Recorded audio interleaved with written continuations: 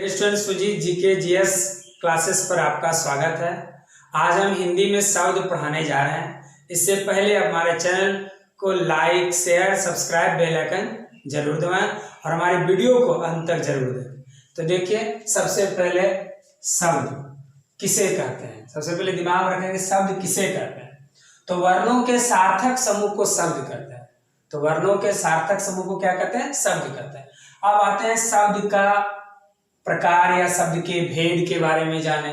तो शब्द का भेद विपत्ति के आधार पर होता है, उत्पत्ति के आधार पर होता है, प्रयोग के आधार पर होता है और अर्थ के आधार पर होता है। लेकिन इंपॉर्टेंट जो एग्जाम में पूछा जाता है वो दो ही पूछा जाता है। वो क्या पूछा जाता है? तो विपत्ति के आधार पर और उत्पत्ति के आधार पर। जानकारी के लिए हम आपको दे दिए कि प्रयोग के आधार पर भी होता है और अर्थ के आधार पर भी होता है। प्रयोग के आधार पर आपका विकारी अविकारी होता है और अर्थ के आधार पर आपका सार्थक और निरर्थक होता है। लेकिन एग्जाम जो पूछा जाता है एग्जाम में वो विपत्ति के आधार पर और उत्पत्ति के आधार पर। तो चलते हैं सबसे पहले विपत्ति के आधार पर। तो विपत्ति के आधार पर शब्द के भेद सबसे पहले देखते हैं। तो विपत्ति के आधार पर शब्द के भेद है। सबसे पहले आते हैं रूढ़, क्योंकि विपत्ति के आधार पर कितने हो गए? 3। रूढ़ हो गए, यौगिक हो गए, योग रूढ़ हो गए। तो चलते हैं सबसे पहले रूढ़ पर। अब रूढ़ किसे कहते हैं? जो शब्द किसी अन्य शब्द के योग से ना बने हो और किसी विशेष अर्थ को प्रकट करते हो तथा जिनके टुकड़ों का कोई अर्थ नहीं होता है। जिनके टुकड़ों का कोई अर्थ नहीं होता है। सिंपल आप लोग को याद क्या रखना कि जिनके टुकड़े करने पर कोई अर्थ नहीं निकले। सिंपल, उतना लंबा ही परिभाषा याद नहीं भी है तो सिंपल हम लोग क्या रखेंगे? जिनके टुकड़े करने पर, टुकड़े होने पर कोई अर्थ नहीं निकले उसे हम लोग रूढ़ कहेंगे। जिसका कोई टुकड़ा करने पर जिनका कोई अर्थ नहीं निकले तो हम लोग समझ जाएंगे क्या है? वो रूढ़ है। एग्जाम्पल के लिए नाक, कान। अब देखिए नाक है, अब मान लीजिए कि ना अलग कर दे क अलग, तो कोई मीनिंगफुल नहीं आ रहा है, कोई अर्थ नहीं निकल रहा है, तो समझेंगे क्या है? रूढ़ है। तो नाक हो गया, कान हो गया, जल हो गया, तो ये हो गया रूढ़। यौगिक हुआ ऐसे शब्द जो किन्हीं दो सार्थक शब्दों के मेल से बनते हैं। दो सार्थक शब्दों के मेल से जो बनते हैं उसे कहते हैं यौगिक। याद रखना है कि दो सार्थक शब्दों के मेल से जो बनते हैं वो यौगिक कहलाते हैं। एग्जाम्पल के लिए पाठशाला है, कर्जदार है, देवालय है, ये सब क्या है? दो मिल, इसे पाठशाला, पाठ और शाला, तो दो मिला तो वो क्या कह रहा है? यौगिक कह रहा है। कर्जदार है, कर्जदार, तो दो सार्थक शब्दों के मेल से जो बनते हैं उसे क्या कहते हैं? यौगिक। ये याद रखना। योग रूढ़ ऐसे शब्द जो किन्हीं दो शब्दों के योग से बने हो एवं बनने पर किसी विशेष अर्थ का बोध कराते हैं वे शब्द योग रूढ़ कहलाते हैं। आप इसमें सिंपल याद क्या रखना है? एकदम इजी तरीके से, जस्ट लाइक बहुब्रीहि। आप बहुब्रीहि समास पढ़े होंगे तो बहुब्रीहि समास का ट्रिक सिंपल में याद रखना है। हम लोग को बहुब्रीहि समास याद रखिए। जो आप बहुब्रीहि समास को जैसे याद करते हैं बहुब्रीहि समास को, उसी तरह योग रूढ़ भी याद करना है। जो एग्जाम्पल बहुब्रीहि समास का होता है वही एग्जाम्पल योग रूढ़ का होता है, क्योंकि अपने अर्थ को छोड़कर विशेष अर्थ को ग्रहण करता है। जो अपने अर्थ को छोड़कर विशेष अर्थ को ग्रहण करे वो योग रूढ़ है। अब देखिए लंबोदर, दशानन, ये सब क्या है? योग रूढ़। आपको दिमाग में क्या रखना है?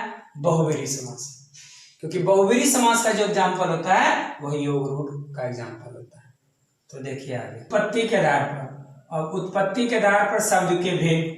तो उत्पत्ति के आधार पर शब्द के भेद हो गए तत्सम, तद्भव, देशज और विदेशज हो जाए, जो आगे हम बताएंगे आपको। तो देखिए सबसे पहले आते हैं हम लोग तत्सम। अब तत्सम जो होता है हम लोग को सिंपल कैसे याद रखेंगे? तत्सम कैसे याद रखें? तो यार के संस्कृत के शब्द को तत्सम कहते हैं। संस्कृत भाषा के जो शब्द आएंगे वो तत्सम कहलाएंगे। संस्कृत वाला जो भी आपको दिखाई दे समझिए वो क्या है? तत्सम। जैसे देखिए अग्नि, क्षेत्र, वायु, रात्रि, सूर्य, तो ये सब संस्कृत वर्ड है। तो संस्कृत शब्द आपको जो भी मिले या संस्कृत भाषा के जो भी शब्द मिले समझिए वो क्या है, तत्सम। अब वही हिंदी में आ जाए तो तद्भव। देखिए जो शब्द रूप बदलने के बाद संस्कृत से हिंदी में आए तो हिंदी में आ गए तो तद्भव, और संस्कृत में आ गए तो समझिए तत्सम। तो संस्कृत वाला हो गया तत्सम और हिंदी वाला हो गया तद्भव। सिंपल में याद करना है, उतना परिभाषा क्या, पर हमको एक नंबर लाना है। कैसे जानेंगे तत्सम है तद्भव, तो संस्कृत वाला जो रहेगा वो हो जाएगा तत्सम और हिंदी में जो रहेगा वो हो जाएगा तद्भव। तो देखिए संस्कृत भाषा के शब्द तत्सम कहलाते हैं, अग्नि, क्षेत्र, वायु, रात्रि, सूर्य। वही देखिए तद्भव क्या है, जो शब्द रूप बदलने के बाद संस्कृत से हिंदी में आ जाए। देखिए अब वही यहाँ पर था तो देखिए खेत है, अग्नि है तो देखिए आग है, रात्रि है तो रात है, सूर्य है तो सूरज है। इसका मतलब हिंदी में जो आ गए तो समझिए तद्भव, संस्कृत में जो आ गए समझिए तत्सम। सिंपल है, तत्सम तद्भव। अब ये देश है, जो सब क्षेत्रीय प्रभाव के कारण परिस्थिति वो आवश्यकता अनुसार बनकर प्रचलित हो गए वो देशज कहलाए। अब सिंपल में याद रखें ना कि देहाती बोलचाल में जो हम लोग यूज करते हैं वो देशज शब्द, जो हम लोग देहाती बोलचाल में जो शब्द यूज करते हैं वो क्या होता है, देशज कहलाता है। जैसे पगड़ी, गाड़ी, थैला, पेट, लोटा, बर्तन, तो ये सब हम लोग आम बोलचाल में जो देहाती बोलचाल के ये आम बोलचाल में जो शब्द यूज होता है वो देशज है।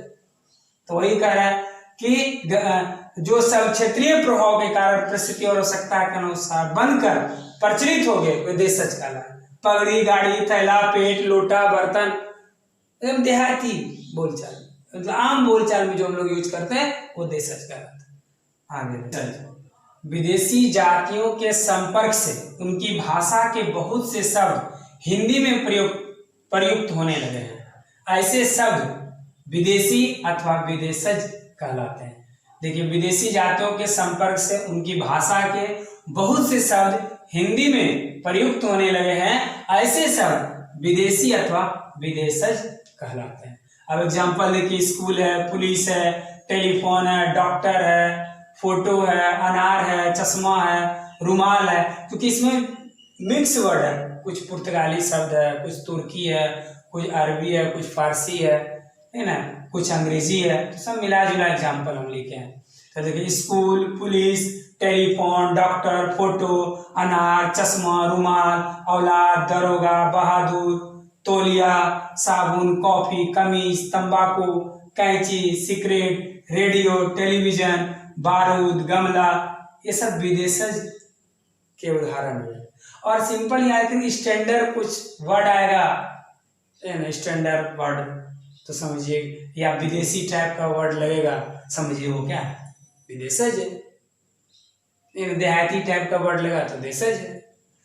स्टैंडर्ड वर्ड है, थोड़ा फॉरेन शब्द लग रहा है तो समझिए वो विदेशज है। संस्कृत का शब्द प्रयोग हो रहा है तो समझिए तत्सम है। हिंदी वाला देखेंगे समझाएंगे तद्भव है। तो ये तरीका से आपको शब्द क्लियर होगा और तभी आप शब्द को पकड़ पाइएगा एग्जाम्पल में, क्योंकि एग्जाम्पल ही देता है कि स्कूल दे देगा, पूछ देगा स्कूल कौन, अधिक शब्द के जो टाइप है उसमें कौन है, देशज है कि विदेशज है कि क्या कहते हैं, तत्सम है कि तद्भव, चारों में ढूंढना है।